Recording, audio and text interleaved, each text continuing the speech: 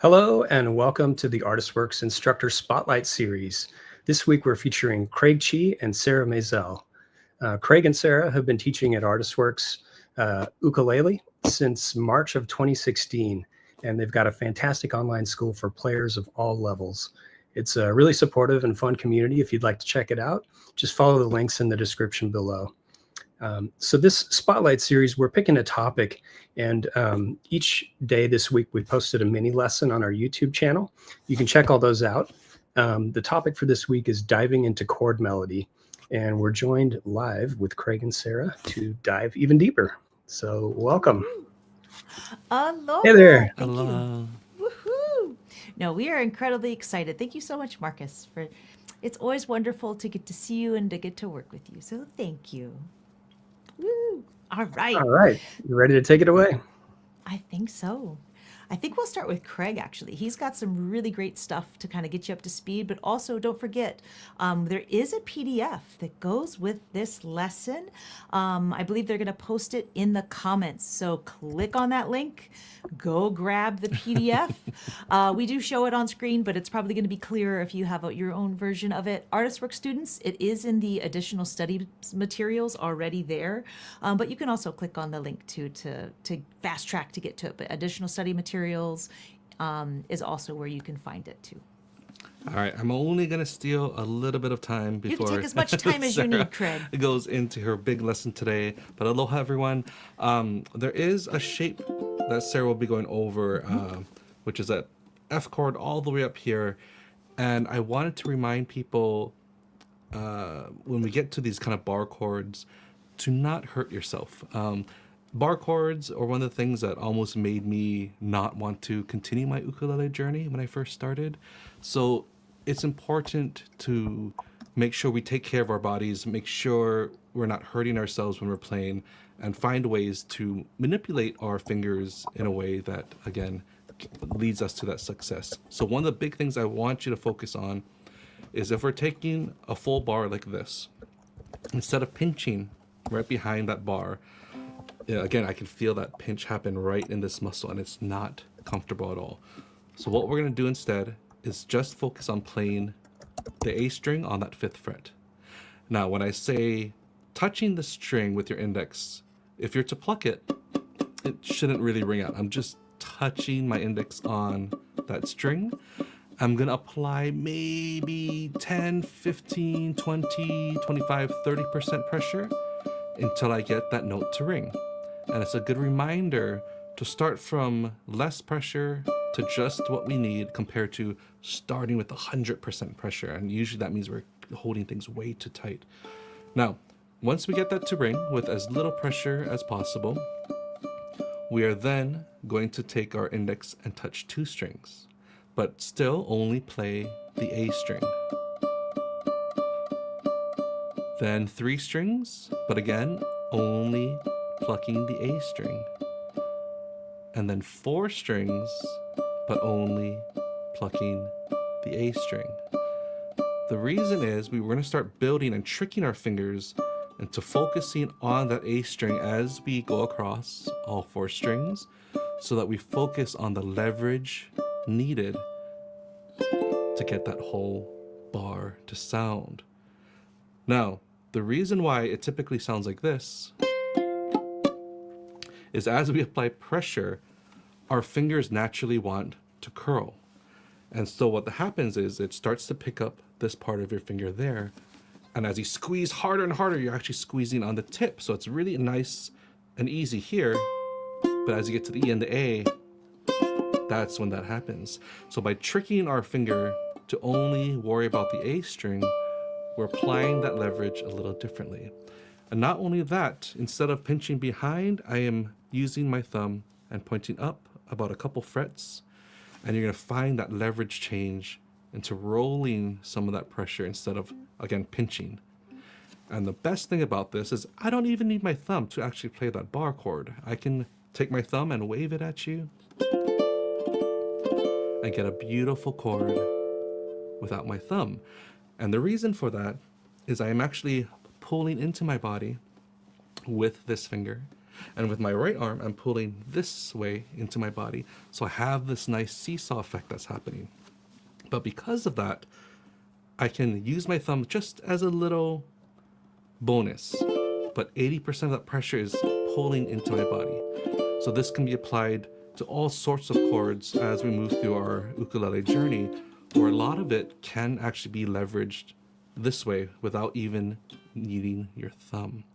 So with that said, I'm going to hand you guys over to Sarah and get started. Awesome. Yep. Thank you, Craig. So I love that because for me, I have some hand issues. And so remembering to use counter pressure, that's what he's doing, right? Is pulling into your body to allow you to be able to do anything, whether it's a C chord, G7, whatever it may be. You're using the larger muscles in your arm and also kind of shoulder area too, so that you can do the chords and you're not squeezing the dickens out of your hand.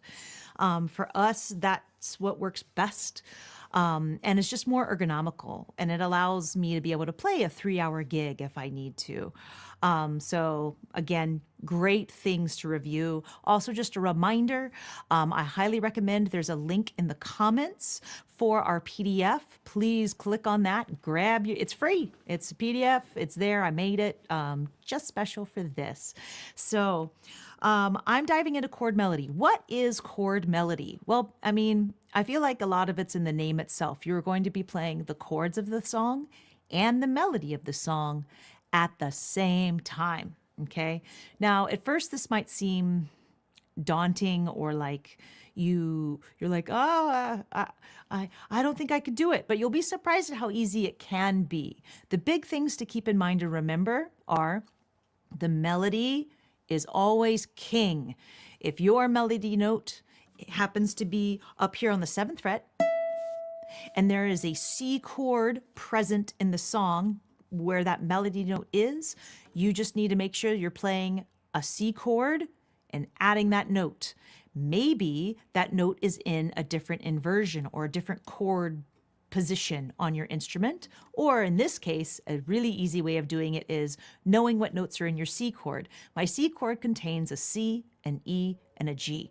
That's really the important notes. C, E, and G. You already have those on your ukulele. So then all you have to do then is just add your finger to the 7th fret, which is where I said our fictitious melody note is, and you've just played the melody note, added it to your chord. Hooray! So I decided to use a song that everybody probably knows. And if you've got kids like Craig and I do, well, we have one little dude, you'll find it to be a useful song. Happy and You Know It in the key of C. So I think I'm ready to put the PDF on screen. Coming up. So Happy and You Know It. So here we go. So with this one, I just want to strum through the song real quick. Right here, this first bar is something called a pickup. So it's just, that's the if you're, and then the song starts at measure 1. Happy and you know it. All right, let's sing some Happy and You Know It. 1, 2, 3. So if you're happy and you know it, move to G7. If you're happy and you know it, you can play C and C7 if you know it. If F happy and you know it, and you really want to show it, G7, you're happy and you know it, go to C. Faster, if you're happy and you know it, clap your hands. If you're happy and you know it, clap your hands. If you're happy and you know it, and you really want to show it, if you're happy and you know it, clap your hands. 2, 3, 4. Beautiful. So this guy right here, pretty easy song. One thing I do want to point out is this C7 is optional. You could play C that whole time and you would be just fine. No one will know. But looking at this, I actually have down here the tablature written out. So I have this arranged for high G ukulele. Our curriculum is really based around high G. However, we do have some low G lessons because low G is out there. So what I'm referring to when I'm talking about the different tunings is traditionally our instrument is tuned G, C, E, A. But notice that this G was higher than the next note. This is called reentrant tuning. So it's not linear. Linear would just be, right? Whereas this one starts a high and then linear. Okay? It's a beautiful thing, and that's one of the things that we believe makes the ukulele unique. So for example, if you're wanting to play Hawaiian licks, right? You'll get to do, and we're utilizing that high G string. So just something to keep in mind. If you are a low G player joining us, don't fret, pun intended. What I would recommend when you're looking at this is to really think about where that note is. It's the 3rd fret of your E string. 3. So then you would just end up giving yourself that 3rd fret on the E string. Our melody for this isn't too bad, just the open A's. And then 3rd fret of our A string, happy and you know it. 2nd fret, clap your 5th fret, hands. So we are going to move out of our 1st position chords, just FYI. Now, because of our time together, I'm not going to go through and make us play all of this single note right now. We're going to move on to what I generally do as my next step, which is I make a chord bank. I give myself chords in different positions, different things that I could potentially use. I like doing this so that I'm not constantly flipping through a chord book while I am trying to arrange a song. So I basically just make this for myself. Here we are, your 1st position, actually, of chords here, right? And then, so your 1st position of chords is here. Then your next position of chords. You'll notice here and here that I have a C like this, where everything is all closed. So it's 5, 4, 3, and 3. Okay? But I could also, again, high G, I can have that G be open, and it's open 4, 3, and 3. Those are both optional. So here versus, can you hear a big difference? No, because all that happens in your major chords is one of those notes is going to be doubled because a major triad has 3 notes. We're playing 4 strings. So therefore, you're going to have, if I'm holding this one, it's the same C that's happening on your A string. If I'm holding this one, it's the same note happening on the 3rd fret of your E string. Same with your G7s. G7, you could do this guy or you could do this one. And same with your Fs, though here, your F in the 1st one where it's all closed, and then here where this one's open. Technically, this is an F add 9, but again, I'm just showing you some options. We're not going to use all of these options, but I want those there, because now let's look at the bottom. So the very first 2 notes, you could just do open, or you could do 3rd fret. Doesn't matter to me which one you choose, okay? But what I do want us to think about is, what should we choose in measure 1 for our C? I have a C, a chord that needs to be played, and my melody note is happening on what fret? The 3rd fret. This one's pretty easy. I can just play a regular C chord, the 1st position. So if I do that, oh, whoops, let me switch over here. Open, open, open. So I have this for my 1st one.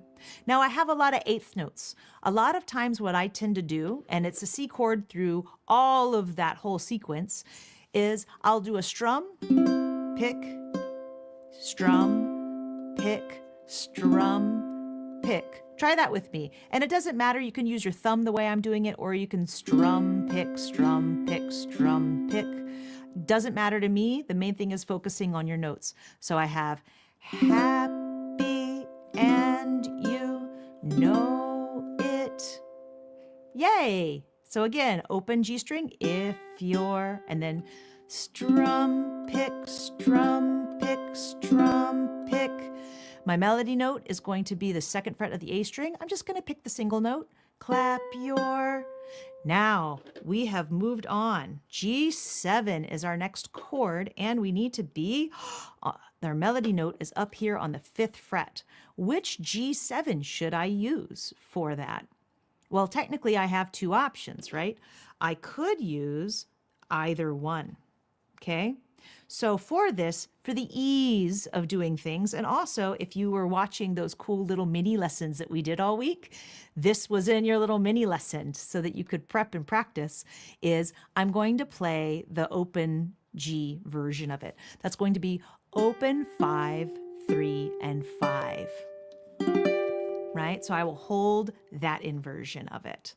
So I want us to try doing the first measure, and then after we hit this note, move up to the 3rd fret with this shape. Don't worry, we're going to do it several times. Here we go. If your strum, pick, strum, pick, strum, pick, 2, 3, slide up to 5, add the other 2 fingers so you have open 5, 3, 5. Hands. Again. If you're happy and you know it, clap your, move up to the 5th, add friends, hands. Very nice. So I'm going to go ahead and move to the next page. Instead of making you guys read my tiny, tiny little handwriting, I have it actually already written out with how I'm planning on going through with this. Now, with this one, I actually ended up strumming less. So I wanted to give something very simple for this, but I think that you guys can do those additions that I did. Because how it's written here is, if you're happy and you know it. Again, both ways of doing it get the job done. The way that I was describing to you works really well is I don't have anything written down. But again, another way that we can do it. So you can see now, and I've also given you the little diagrams up above, because I find that to be really, really helpful, because not everybody is familiar with reading tablature. So having the little diagrams above, I think, can be very handy. I purposefully did not put the name of the chord in some spots because you already know the bass chord. The bass chord is the very first one within your measure, so don't sweat it. Let's walk through super, super, super tempo del lerno. Now, I also kind of want to point out too, those of you who are just now joining us, there is a link to this PDF in the chat if you want to have your own version of it. Make sure to go get it if you haven't already done so. Also, I forgot what the next thing I was going to say, so we'll just move on. So let's start again from the tippy top. If you're happy and you know it, pick. Then we're going to move up to the 5th and 3rd frets. You could leave this here, because as we move forward, you'll notice you get to repeat this chord. There's an open G note happening. Pluck that. If you're, here we go, happy and you know it. Sweet. You used to just stay at that same spot. Clap is going to be 3rd fret. Clap your. Then we're going to move to another version of C. This version of C is way up high. Open 7, 8, 7. This should remind you, if you already play ukulele, it should remind you of a G chord, but way up here on the 7th and 8th fret. Hands. Let's go through and play that second line. 3rd fret, holding this chord. Happy. Happy and you know it. 3, 5. Move up to the 7th fret with a little upside down triangle. Then what we're going to do is we are actually going to go ahead and mark our C7. Yes, the melody is actually this note continuing, but we are going to switch around our fingers. So now my index is on the 7th fret on the E string, and then boop, I'm making what should remind you of G7 in the first position, but way up high. Oh, too high. So let's try that again. I'm actually holding open 7, 6, 7. So my apologies, I misspoke. So let's practice going from this chord, 7, 8, open 7, 8, 7, to then open 7, 6, 7. Again, up here, switch. One more time, switch. Nice. Now let's start from that third measure one more time. We're holding, Craig, I think we referred to it in our lessons as gigantic G7, because it should, again, it's a lot like this one, but spread out. So third measure, happy and you know it, third fret, and then move it all up here to the 7th, and then switcheroony. And then we just pluck the A string twice. If you're, now we get to our mysterious bar chord. We're gonna bar that 5th fret and add your pinky to the 8th fret of the A string because our melody note is right there. Now here, you actually, you have a couple of options. I've given the simplest option, which is happy and you know it, which is just plucking the 5th fret of your E string because that note is already under your fingers. If you want to fly around your fretboard, you could always do. Sorry, if you're is on the 7th fret though, correct, for the melody? Oh, sorry. Happy and you know it is where I'm at right now. So sorry. Happy and you know it. I could do that if I wanted, but I do have to jump right back up here again. Sorry, that too high. You, and then going back, continuing onto the 3rd line. So that's part of why I went with the easier choice of happy and you know it, and you, and I could do and you if I wanted to end on a chord. That's totally fine. How I have it written is not the gospel, okay? Do not look at this notation and think that's how I must play it. This is a base so that you can make this your own. You know, you can add arpeggios and all sorts of stuff if you want, but I'm just trying to give you a base so that you understand, oh, what chord is in this measure? F. Where's my melody note? It's up here. What version of F should I play to help me get there? And that's basically what we're doing with this. So, measure 5, which is this F chord, one more time.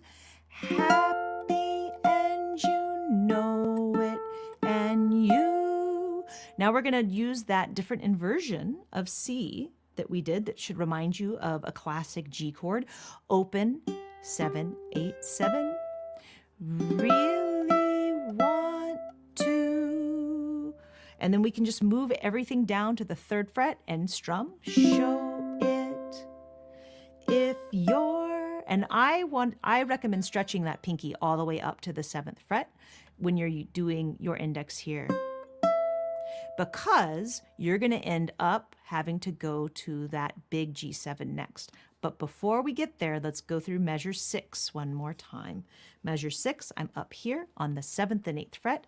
Really want to, or you can do this and move that all the way down. And then pinky up. So again, you could do this a multitude of ways. Like that, where I used my index the whole time, sliding it down, or I could think ahead. And I could do a fun little slide. And then my index. If you're, and then our big G7 is next. Our index just needs to move over one string to the 3rd fret of the E string. I'm going to add to the 5th frets here on my C and my A string. So open 5, 3, 5. Happy end. I'm going to move everything down, but this, instead of this finger coming down to make a G7, it's going to stick up onto the 3rd fret. You can see the diagram of it right here. Okay, so you can see that diagram, and then we're going to bring it down. Open G, open A, add that finger, and then C chord. So let me go through that We'll go through that one more time. So this is actually a phrase that we put in the sort of little practice sessions that we created that ArtistWorks shared on social media. So that might feel familiar to you if you were keeping up with those. So again, we have, 3 and 5. Happy and you know it. Clap your hands. Let's try that again. 5th fret, 3rd and 5th fret. Happy and you know it. Clap your hands. Woo, woo!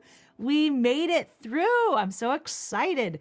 Now, of course, if you have any questions, we have another session coming up next. I'm very excited. And hopefully the link is going to be posted in the comments, or it already has been posted in the comments.